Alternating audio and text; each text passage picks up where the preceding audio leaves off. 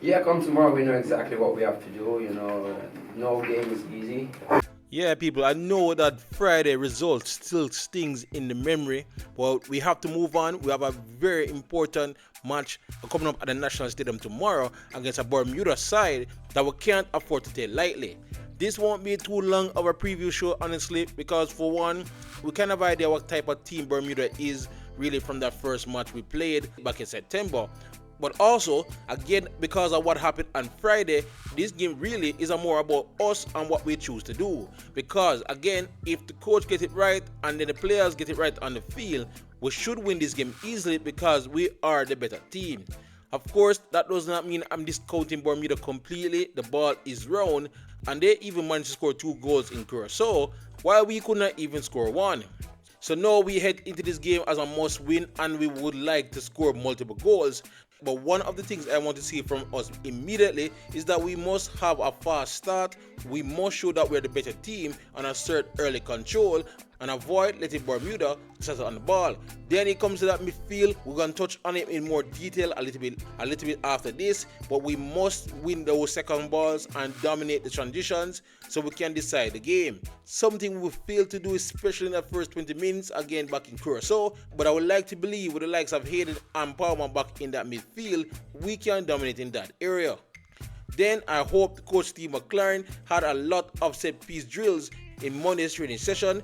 Bermuda is actually not a bad team on set pieces, while us, we missed some key chances with our header and positioning in set pieces in the game against Curacao. So another area to work on. Perhaps the most important part is the finishing. The attackers, the wingers and the midfielders need to spend at least half a day on finishing drills. The coach touched on this in his match interview, stating that since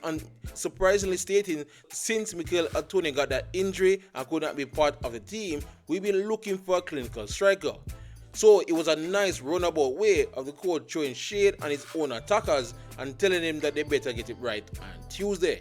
But then, of course, the coach himself play a big role in terms of tomorrow, in terms of substitution and game management. Jamaica must manage the legs to maintain intensity and, most importantly, avoid complacency in the latter stages. Because again, the ball is round, and as you can see in the last match, VAR might come up against us if we prove to be sloppy. Again, another error the coach himself spoke about in the press conference, so at least it seems that he's aware that the team may need some freshen up for this upcoming match. Then on that point, I want to touch on exactly who in my opinion should be starting for this match. Starting with the centre-back pairing once again, which was a bit of a controversial moment from the game against Curacao. Now, this is where I think the coach had it backwards. I would have preferred Lowe and Kin in that first game, and then I wouldn't have mind too much if it was Kin and Pinnock here in the second match. I'm expecting us to have majority of possession, and those two players have more of a strength when they're holding onto the ball.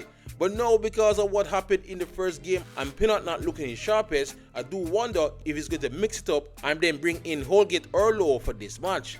Then there's that idea of what's going on at right back. A lot of people believe that it was Dexter's fault for the second goal, saying that he was a bit leggy on that play. But again, we do need goals for this match, and he is the better attacking option at full back. Frey is not a bad option, so if Dexter really is feeling tired, maybe it's time to give Frey a start at right back. Now, on the opposite side of things, the left back position, Bell, I felt, did a credible job in Curacao. But I was always a believer that when we are playing against the smaller nations and we are looking for goals, we should play the more attacking fullback in Greg Lee. But the funny thing about that, again, in the first game against Bermuda, Greg Lee himself didn't go forward too much in that game and could be seen more at home to help out the back line. If that's the tactical idea the coach wants from his fullbacks, then Bale should be the better one there. But again, going forward, I would have preferred Greg Lee.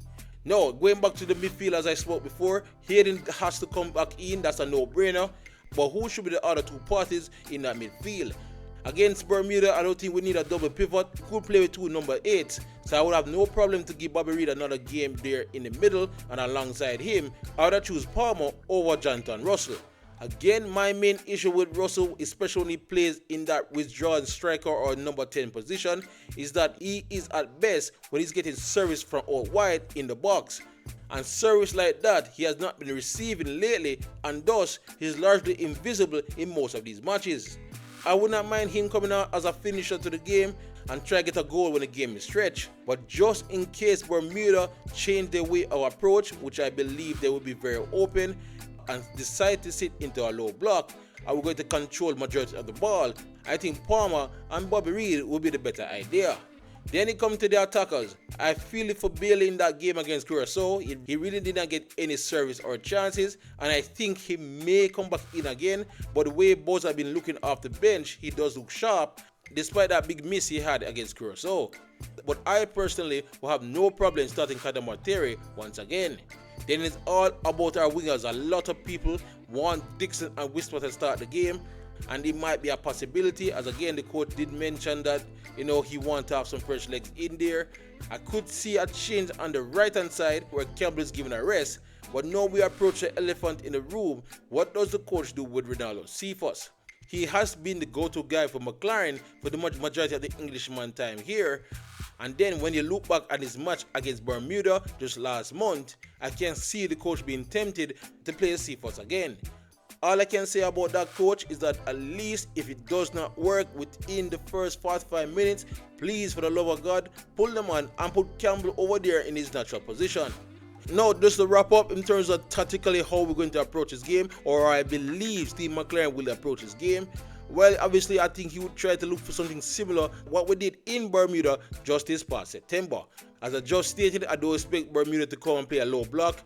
Despite them been leaking goals left, right and center in the last couple of games, it gets it just in their DNA to play a very open attacking style, which of course suits our transitional style of play. But at the end of the day, again, it's a game we must win and a game we got to take serious. I hope the fans pull up the stadium and make it a sea of yellow, as we have to support the boys heading into their final 3 matches. Because if we win big here and Curacao drop points in their home match against Trinidad on the same night, we will again regain leadership of the group with the final 2 matches coming up in November. But if Curacao find a way to beat Trinidad on that same night, it's going to be very nerve-wracking for those final 2 matches. But we can't watch what the other team do. We ourselves have to just go out there and get the job done, starting with Bermuda at the National Stadium tomorrow night. But anyway guys, that's it for this short quick preview. Thank you all for watching, and please let me know in the comment section below what is your ideal lineup to start the game tomorrow. A lot of people want to say Whisper get the start on the right and Dixon on the left, or vice versa. I even have a colleague who would prefer to see Dixon in the number 10 position. So let me know what you guys think would be the ideal team to take the field tomorrow night. Otherwise, thank you all for watching, and please like, subscribe and share as we look to keep you all up to date on everything on the Reggae Boyz leading up to that final crucial game against Curacao in November. Otherwise, for great Reggae Boyz content, you're already at the right place. Jump fan. YouTube, pick up yourself.